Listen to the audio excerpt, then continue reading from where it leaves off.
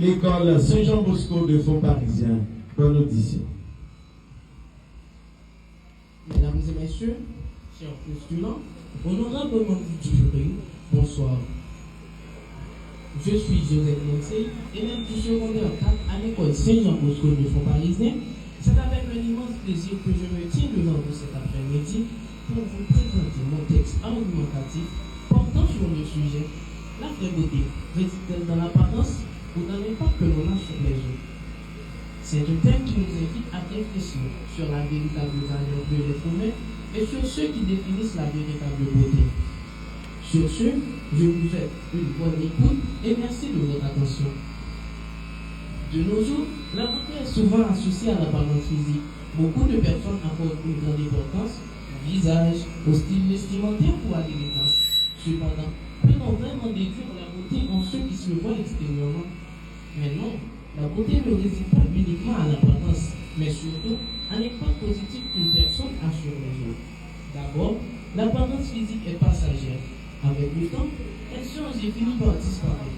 Une personne peut être belle physiquement, mais si elle manque de bonté, de générosité et de respect, cette beauté perd rapidement toute sa valeur. L'apparence attire le regard, mais elle ne suffit pas à expliquer l'admiration, car les beaux corps, les beaux visages, finissent tous par vieillir.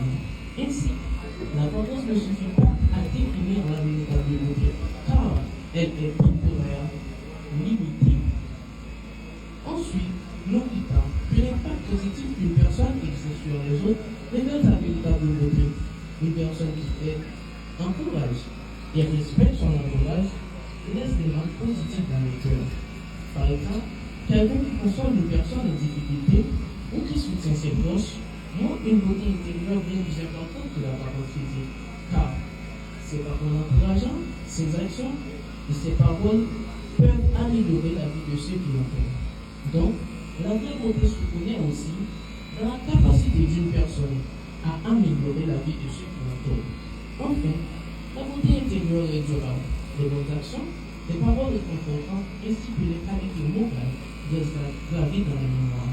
Mais quand la Bible affirmait que Dieu créa l'homme à son image, il parlait de l'apparence physique, bien sûr que non, mais de notre capacité à agir et à aimer librement. En définitive, même si l'apparence physique attire les regards, elle ne suffit pas à inspirer l'admiration. Car la beauté intérieure, ou l'impact que l'on a sur les autres, est durable et laisse une empreinte profonde dans les cœurs.